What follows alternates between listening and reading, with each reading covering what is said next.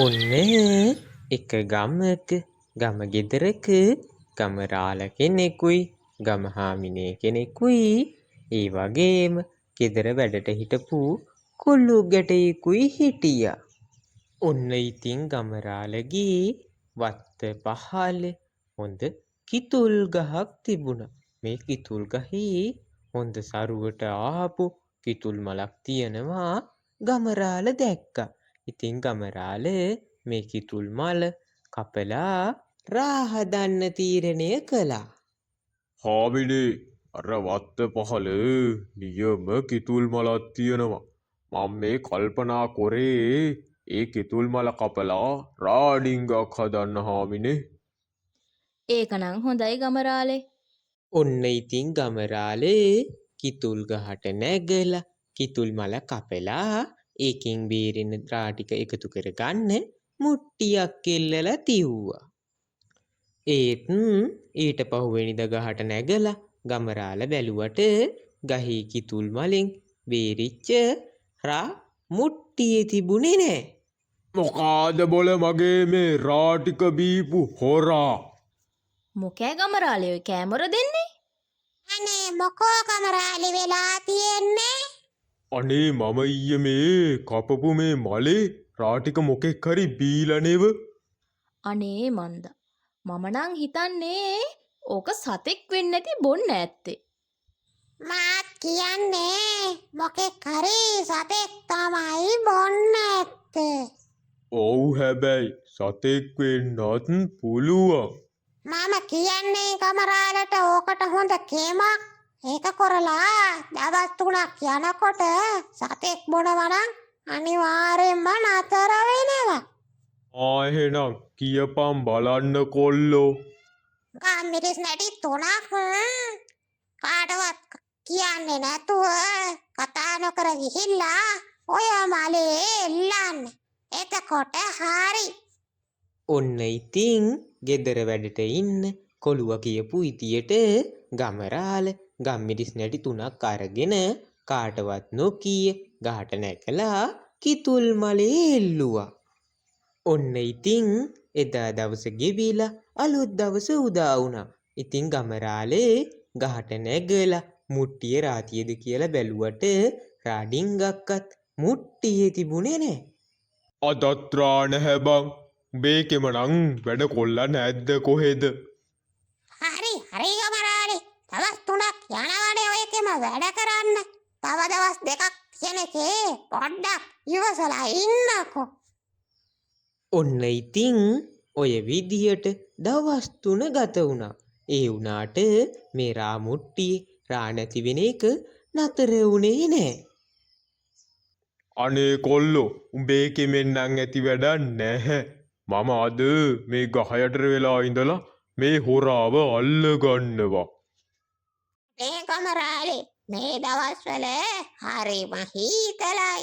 හරිම වැස්සයි පින්නයි. ඒක හින්දා ඔය ගහ මුලට වෙලා ඉන්න බැහැ නේව. මම අද ගහ බුලට වෙලා ඉඳලා කොහොම හරි ඔය රා හොරා අල්ලගන්නවම තමයි. ඔන්න ඉතින් ගමරාල හැන්දෑවේ ඉඳලා රා බොන්න එන හොරාව අල්ලගන්න ගහ මුලට වෙලා බලාගෙන ඉන්නවා. ඔන්න ඉතින් ටිකක් රෑ වුණාම ගමරාල ඉන්න පැත්තට ගෙදර වැඩට ඉන්න කොළුවා ආවා. ගමරාල ඉතින් ගහ ළඟට වෙලා කිතුල් මල මුර කරනවානේ. ඔව් බං කොල්ලෝ නැත්තම් මේක පරිස්සම් කරන්න බෑ. මම අද එලි වෙන්න පැයක් තියලා හරි මේ හොරා අල්ලගෙන තමයි පස්ස බලන්නේ. අනේ ගමරාලට මහන්සිත් ඇති නිදිමතත් ඇති. ඔන්න ඕක පැත්තකට දාලා ගිහින් නිදා ගන්න ගමරාලේ. බැහැ බොල. අද නම් මම මේ ගහ ළඟින් හෙල්ලෙන්නේවත් නැහැ. එහෙනම් ගමරාලේ මං ගමරාලට නියම උපායක් කියන්නේ. ඔය රා බොන්න එන හොරාව අතටම අල්ලගන්න. ඒ මොකද්ද බං කොල්ලෝ ඒ? ඔය ගෙදර තියෙන කිච්චි වෙලක් ඔය ගහ වටේ ගැට ගහන්න. මොකෝ හොරා දන්නවය කිච්චි වෙලක් ගැට ගහපු ඉත්තිය. ඉතින් ගෙජ්ජි වැල ගැට ගහලා ගමරාල ගිහින් නිදාගන්න. ඊට පස්සේ ගෙජ්ජි වැලේ හොරා පැටළුනාම ගමරාල ඇවිල්ලා අල්ලගන්න. හා බොල ඒක නම් නියම අදහස. ඒක කොරලා බලන්න ඕන. ඔන්න ඉතින් ගමරාලේ කොළුව කියපු විදියට ගෙජ්ජි වැලක් අරගෙන ගහ වටේට ගැට ගැහුවා. ඉතින් ගැට ගහලා ගමරාල ගිහිල්ලා නිදාගත්තා. ගමරාලේ ගමරාලේ නැගිටින්න මොකද කවුද ඇයි මේ? මම ගමරාලේ හොඳටම දවල් වෙලා නෙව නැගිටින්න. හොඳටම දවල් වෙලා නෙව. අද නං රාමුට්ටිය මොකෙක්වත් බිව්වේ නෑ. මොකෝ මට ගෙජ්ජි වැල පැටලෙන සද්දයක් ඇහුනේ නැහැ නේවාද? ඔන්න ගමරාලේ කිතුල් ගහ ළඟට ගිහිල්ලා කිතුල් ගහට නැගලා රාමුට්ටිය තියද කියලා බැලුවා. ඒත් රාමුට්ටිය වෙනද වගේම හිස් වෙලා තිබුණා. යකෝ මම මෙච්චර මහන්සි වෙලා උගලකුත් හදලා තිබුණා. ඒත් මේ රාමුට්ටිය මොකෙක් හරි බීලා නේව? ඔන්න ඉතින් ගමරාලගේ ළඟට හාමිනේ ආවා.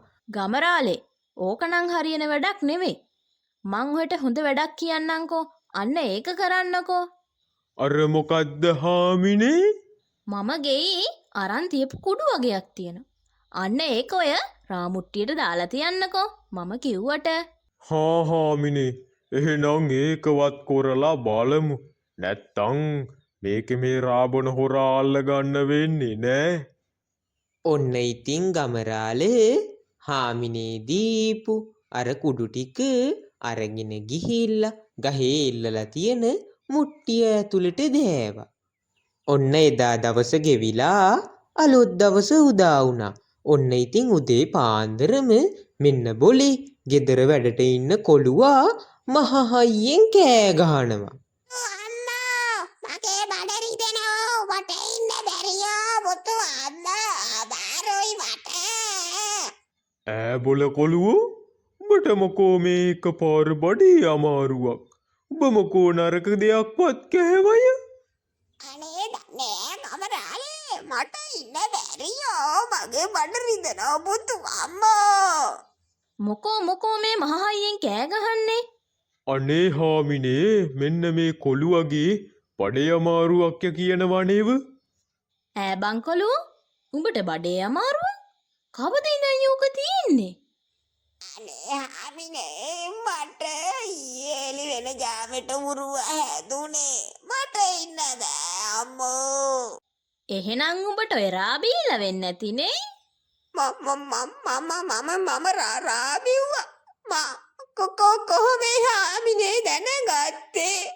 මම තමයි කොළුවෝ ඔය රාමුට්ටිය බොන එක අල්ලගන්න ඔය රාමුට්ටියට ජාපාල ඩිංගක් දාන්න කිව්වේ. රාහොරා අතටම අහුුණා. උඹනේ එහෙනම් එදත් රාටිකර ගෙජ්ජිය බැඳලා තියෙද්දිත් ගානට බීලා තියෙන්නේ. හොඳ වැඩේ උඹට. දැන් ඉතින් හොඳ දඬුවම. දැන් ඉතින් උඹට ඔය රාබියපුයකට දඬුවම හම්බ වෙලා තියෙන්නේ හොඳට. ඔන්න ඉතින් ගමරාලගේ රාටික හැමදාම හොරාට බීපු රාහොරා ගමරාලගේ අතටම හුණා. ඉතින් කොළුවට බඩ රිදි කෑ ගහ හොඳ දඬුවමක් ලැබුණා.